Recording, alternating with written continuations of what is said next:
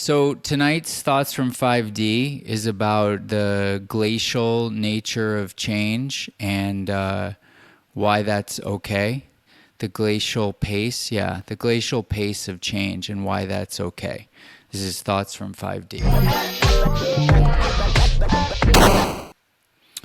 So, this topic, this thought is on my mind because I have at long last had the progress that I have been looking for a long time now.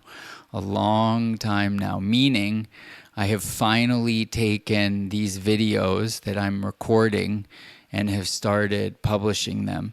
As I say this out loud, I have a kind of just very slightly nauseous feeling that, you know, something has been set in motion that, is going to irrevocably alter my life.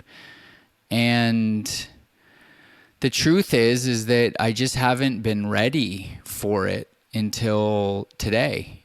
They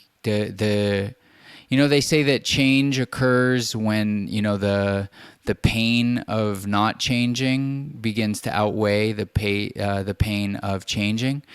And that just happened. Up until today, every time I'd check in with myself, I'd just be like, I can't do this, bro. I can't do this. And there were many years where I couldn't even record these videos. I just couldn't. I'd like work on stuff like the design of the layout or something. And, now here I am. And so all of that plotting and planning is now in the dustbin of history, and I'm now in motion. And it's like not even that big a deal, right? Like most likely the result is like no one gives a shit, and life goes on. I do think that eventually, my life will be quite altered, but that's an eventually. We'll cross that bridge if and when we get to it. So Abraham Hicks, who I like a lot, and I kind of am a hater on people that don't like Abraham Hicks a lot, because I just feel like, what the fuck is not to like, man? It's like if you don't like Abraham Hicks, it means you're not actually listening and you're straw manning, because the reality of the material is so great. So anyway, Abraham at one point recommended to tell people when they say, "What are you doing?" you tell them that you're getting ready to get ready. And this has really served for me as this permission slip that, like, I have just these enormous dreams, and I actually feel like sharing them, right? Like, I see now that all the things I thought were going to happen are happening, in terms of like the chaos and the upheaval all over the world, but also in terms of who is coming into power, whether that's Elon and, the PayPal mafia, David Sachs, Peter Thiel, etc., or, Naval and Balaji, or Mark Andreessen and Ben Horowitz, even Venkat. Venkat's going to come back and, have some power. I pretty much guarantee it. And what I want most, okay, a little backstory. So I was a YouTuber. If you go to my YouTube channel, if you're watching this on something other than YouTube, you'll see that I have, at the time of this recording, about 12,000 subscribers. And it would be like, wait, what? Aren't you a nobody? Why do you have 12,000 subscribers? Not like that's like enormous, but it's a lot more than like 12 subscribers, right? And so I was a YouTuber, and I had a dream. And I've told this story on occasion. And the dream was that if I could get 10,000 subscribers, two things would happen. It's so funny looking back. One is that I would get access to YouTube Stories, which was like a short-lived experiment that YouTube did for creators with 10,000 subscribers or more. And for some reason, I found the idea of having that very compelling. It's like whatever carrot you need to follow the stick, like what the F ever. But more importantly, there were these YouTube spaces all over the world. There's one in LA. excuse me, I personally used the one in LA, the one in Paris. And is that it? I think that's it. I think I just shot in LA and Paris, but they had one in Tokyo that I was going to go to, but then COVID happened. And they had one in New York, and I was, that's right. I was supposed to use the one in Berlin, but it shut down for a while. I think they had one in London, Mumbai, whatever. They had a bunch, and they were like pretty, especially in LA, which is where I was. It was pretty serious. And if you had 10,000 subscribers, you could shoot in there twice a month for a half day, and which turned out to be, I don't know, 4 or 5 hours. And then you could use their editing facilities, which were, it wasn't like super special, but it was kind of awesome. And it had, they had like free coffee and snacks, and everyone there had 10,000 subscribers. So it was a little bit like a YouTuber country club. And, it's LA, and, it's the LA vibes and everything. So anyway, I worked really hard, and on something that, like, in retrospect, I was only passionate enough about to the point to get the 10,000 subscribers, and I got it, and I had a great time shooting there. I probably shot at that YouTube studio, shot my weird. The funny thing is that what I was shooting at the studio had nothing to do with the content that I was making at the time. Actually, you know what? I want to tell this story right now, because this is such a crazy story in retrospect. God, it makes me hope that Brian Johnson sees this video sometime, or at least I get to tell him this story. So I was at that time hating the content I was making, and which was like reaction videos to hip hop dance, basically street dance to be more specific, popping to be really specific, and I was really hating it. And when I would go to the YouTube space, I was so embarrassed when people would ask me what kind of content I made, because I was like, this is not who I am at all. And so one day I went to this like VR thing. Is that what it was? Was it a VR thing? I think so. And yeah, it was. It was like a special event at the YouTube space.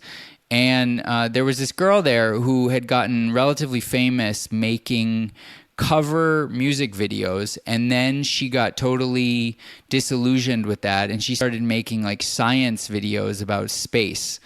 And her name was Taryn. And I got to talk to her, and I said, hey, Taryn, I have a question for you. I said, I really don't like the content I'm making, and I really want to change to make a different type of content, but I'm really scared to do it because of the audience or whatever. And she said, well, here's what I would suggest. Imagine it's 10 years in the future. What do you wish you would have done? And it was like, and now sitting here, it's like 5 years later almost. And it's like, oh, I can't believe it was this difficult to make the change, but I'm so happy. I'm so happy. You can't even, it's like priceless, the happiness of doing this compared to not even compared to anything, but especially compared to what I was doing before. So anyway, what's crazy is that this woman, Taryn, was the kind of like, not to be mean or anything, because she had a really positive impact on my life. It was like the crazy psycho ex-girlfriend of Brian Johnson, and like almost tried to kill him and sued him for like $9 million. And, I just have such a simpatico fundamentally with Brian Johnson. And one of my current claims to fame to me is that, he's followed me on Twitter for like 5 years or something, way before he was like famous Mr. Blueprint, longevity guy. And he only followed like a couple hundred people. I was really shocked when it started. It really kind of like fucked with my head for many years, and still to some extent. But anyway, I had no idea at the time that, that he was going through this thing with this woman, and I had no idea that he even knew this woman, let alone, had a extremely, turbulent and trying relationship with her. So anyway, where am I going with this? The glacial pace of change and why it's okay. So anyway, here we are 5 years later, right? And I'm going to, that's so funny. I was just about to say I'm going to die one day, but then it's like, I've just been talking about Brian Johnson, and the whole idea is like, you're not going to die one day. So anyway, my big dream is that one day, like, that's right. Good. Thank God I didn't lose that train of thought, because this video would have been, it's a very good, I think the things I'm saying are very good personally, but had I lost it, they wouldn't have been.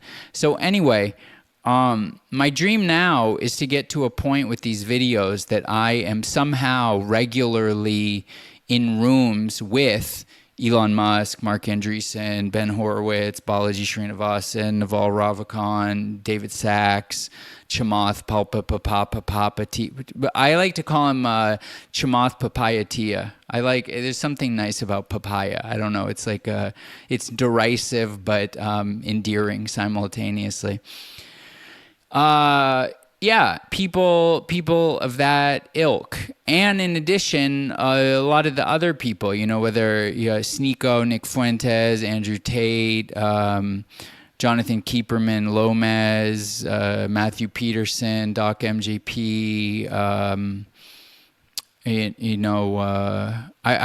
I hesitated because I was about to say Bronze Age pervert, but it's like, no, I don't actually really want that, but I don't know. Maybe because I said it one day, it'll come to pass. I have no idea. But anyway, that's what I want now. And, so now I have this like really big goal, and it took me a long time because I have so much, I don't want to say so much. I've had so much imposter syndrome and like delusional syndrome, and I have this feeling that like I'm gonna start making these videos and they're gonna get like 3 views, and I have my little ego to protect, and I feel like the people I know will at some point see, and maybe what they see is that, oh, Otis is a loser now. He used to like he totally fell off, and now he gets 3 views, and none of this ever happens, and I'm so weird, and I swear so much, and I talk about the Jews and stuff, that like all those people that I want to be engaged. Oh, and Alex Jones and Ollie Alexander and Cernovich and Tucker and Bannon and Peter Navarro, all these people, and meaning I want to be around them and stuff. And Ye, especially Ye, man, Dame Dash, kind of. Anyway, and it's like, yeah, bro, you. Dude, who are you? You're nobody. Why are you gonna? I don't know, but I want it. That's what I want, and in a large part, that's why I'm doing this. That, and to have a community of people to be in a group chat with. So if you're interested in that, go to my website and click Otis 12D and consider becoming a citizen, because my highest joy is to talk about this stuff all the time on Telegram, in my very own group chat with the people that I think are super legit and smart and awesome. And, we all are just like so far ahead of the curve together. That's the dream. So, those are my dreams. And I see now that it's underway, and, as I was saying, like, oh, I'm going to die one day, maybe, shout out to the transhumanists. We'll see. The potential certainly exists. It's like, what was the rush? There was no rush. This whole time that I've had my little private experience and I've been scared and procrastinating has been very beautiful, and I will never tell you about it. I went through a whole phase of my life, a whole, period, maybe a decade or more, of being very public with my private life. And no regrets, but I'm pretty sure never again. Never, ever, ever again. My private life is my own. And my private life has been just exceedingly beautiful. I feel it's such a... And the fact that it's so private is... It makes it have such a special place in my heart, because no one will ever know except me and the people who were physically present for it. And so, here we are. A new phase has begun. And I'm saying this, I'm telling you my story, but I always try, at least, I think I'm pretty good at it, at least, to tell my story in such a way that it includes you. It's not just listen to me. I hate people like that, to be honest with you, that they're telling you, they're like making you listen to them about their own life, but there's no parable. They're not telling it as a parable. They're telling it as like a horrible human being who just like monopolizes conversations and has no social graces. I hope I'm not that. I don't think I'm that. I don't get feedback that I'm that. But, you know, one always has to worry a little bit when they talk about themselves and their own story as much as I do. But my point really is just that, like, if you have dreams, you know, get ready to get ready. And another Abrahamism, like, shoot out your rockets of desire. You know, put out the dream that you have, as I just did. And you have no idea of knowing how that dream will manifest. All you can do is keep putting your best foot forward and keep following your joy and your excitement and your curiosity, and you know, things have a way of manifesting with a good intention and goodwill and dedication and detachment and good amount of work. You know, the Abraham may say, you don't have to work. It'll happen, or you'll just be naturally inspired to work. I'm with it. I'm not one of those people that's like, no. But I don't know. I like working. I like the discipline. I like proving to myself that I have what it takes, you know, for better or worse. So, you know, long story short, just like keep showing up. I guess I'm just going to keep going, because another one of the great inspirations of my life is Twyla Tharp, modern dance choreographer, one of the most famous modern dance choreographers. And she had a book that was very famous probably about 20 years ago called The Creative Habit. And it was primarily just about showing up every day, you know? And like at some level, that's all you can do. And some days will turn out in retrospect to have been major breakthroughs, and some days will just be a freaking slog.